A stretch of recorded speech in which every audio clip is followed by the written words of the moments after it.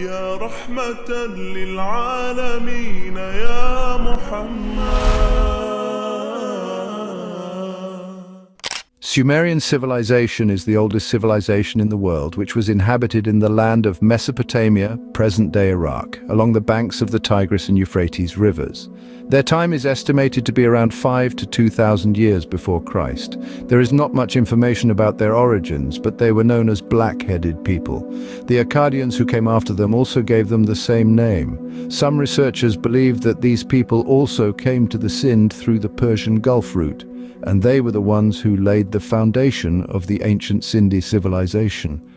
Although there are also other opinions about this. It is well known about the Sumerians that they were non-Semitic, meaning they were not descended from Noah's son Shem. Some believe that these people settled in the middle of Asia from the Sahara Desert in North Africa. Some say they were indigenous inhabitants, never came from outside, and this opinion seems more credible. This view is also confirmed by the Bible. Sumerian civilization consisted of several city-states. There was a regular canal system in the cities, and they had an irrigation system as well. There was also a temple in each city. Before the flood of Noah, their 5 cities were famous, which were Eridu, Bad Tibira, Larak, Sippar, and Shuruppak. Bad Tibira was rebuilt by King Unamu, who also founded Ur. There is not much information about Larak. Sippar was situated on the banks of the Euphrates and was a center for the worship of the sun. It is said about Unamu's code of laws that it is the first known code of history. This law specified death penalty for murder, robbery, and adultery of a married woman. In addition, there was no law of qisas, that is, retaliation in crimes, but generally a financial penalty was imposed for causing injury or causing loss of limb. They had regular marriages, and financial penalties were also imposed for extramarital relationships in their cities. They spoke the Sumeri language and were called Sumerians accordingly. Some researchers say that the use of this language dates to 2900 BC. After them, when the Akkadians took over, their language was also Sumeri, and this happened around 2000 BC. The Sumerians promoted agriculture, made pottery and metal utensils, and knew how to make wool and fabric. They were also interested in music, and musical instruments such as flutes were common among them.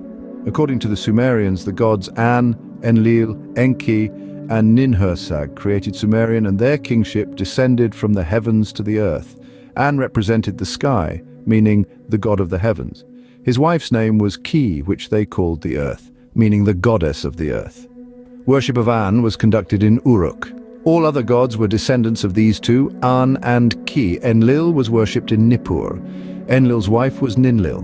Enlil was the god of water, air, and storms, while Enki was the god of water, the sea, craft, and knowledge, and Ninhursag was the goddess of creation and childbirth. Enki was known as Ea or A among the Akkadians. He was the king of Eridu and caused division among human languages. It is also written in tablets about Eridu that when kingship descended from the heavens, it descended to Eridu. This city is also in present-day Iraq. Sin or Suen was another Sumerian deity. Sumerians called him Nana, while the Akkadians called him Sin or Suen. He represented the moon, and he was masculine. His wife's name was Ningal. They had 2 daughters, Shamash and Inanna.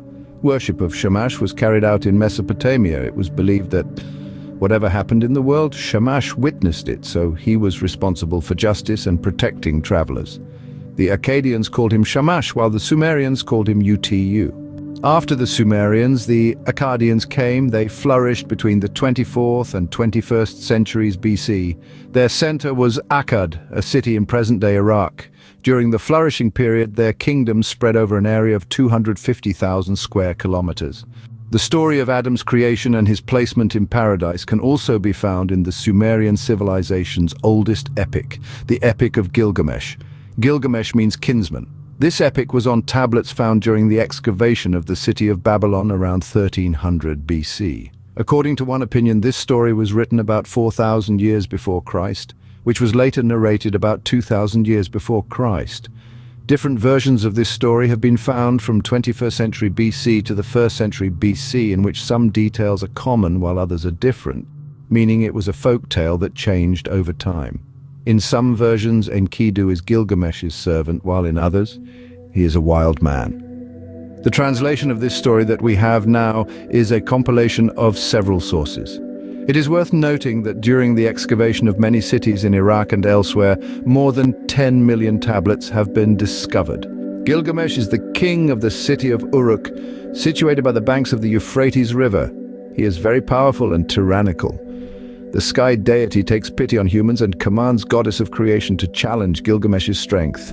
The Goddess of Creation created Enkidu from clay and saliva, who lives in the wilderness. News of this wild man reaches Gilgamesh, the civilized world's king, who sends a harlot named Shamhat to lure him so she may civilize him.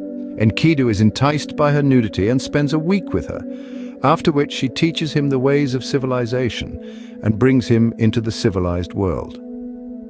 Through this woman, Enkidu learns about Gilgamesh's tyranny and injustice, leading him to confront Gilgamesh.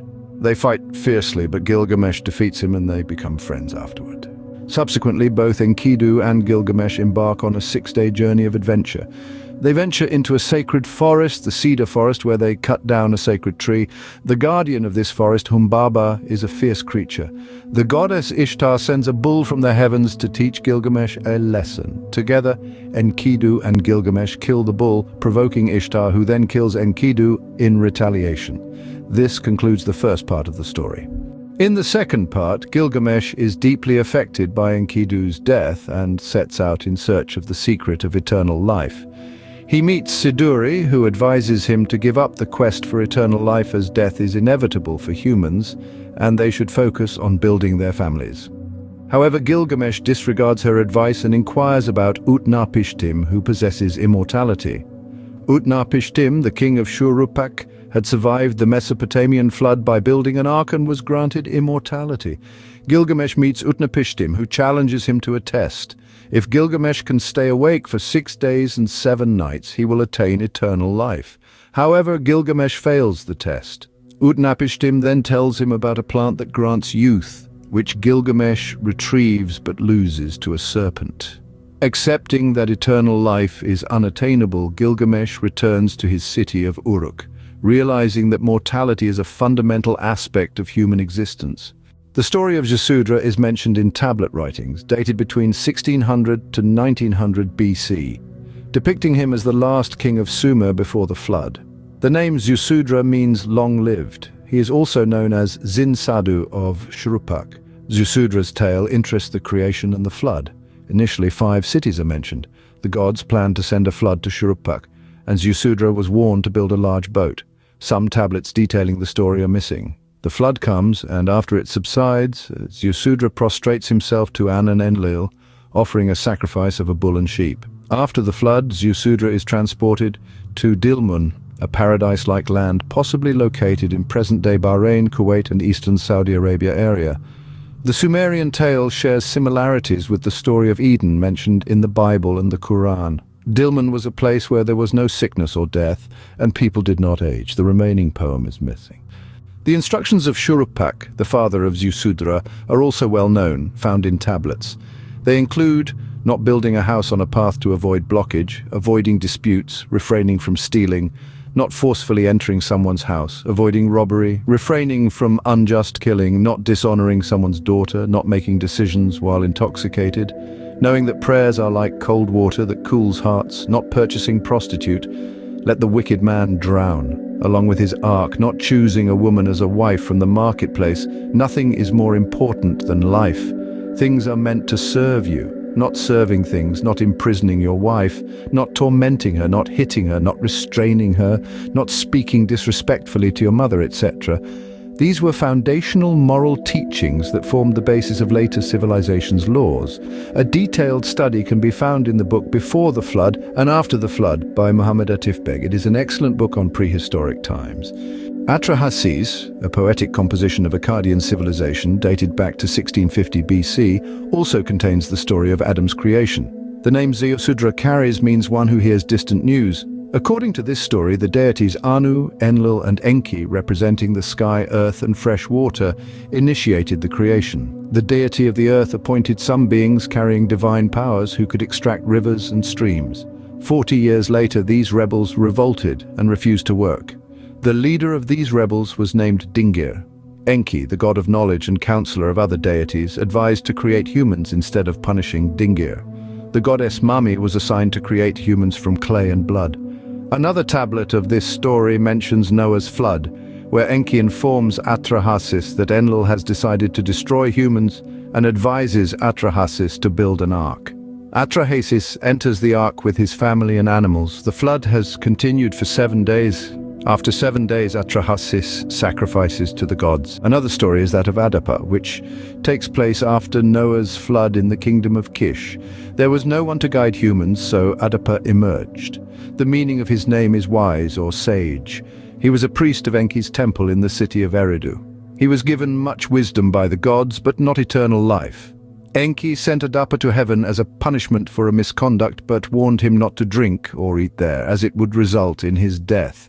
Adapa was offered the water of life and the food of life, but refused to consume them. Adapa's story is likened to Adam's story and is found in tablets from around 1400 BC. In conclusion, the stories of Gilgamesh, Ut-napishtim, Ziusudra, Atra-Hasis, and Adapa also mention the creation of Adam. We can say that ancient humans, whenever they organized their history, never said that it was the result of evolution, but always stated that it was the result of creation and that God created it.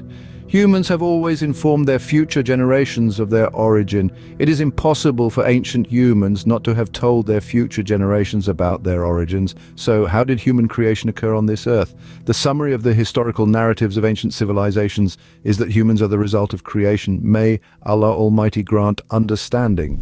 يا رحمة للعالمين يا محمد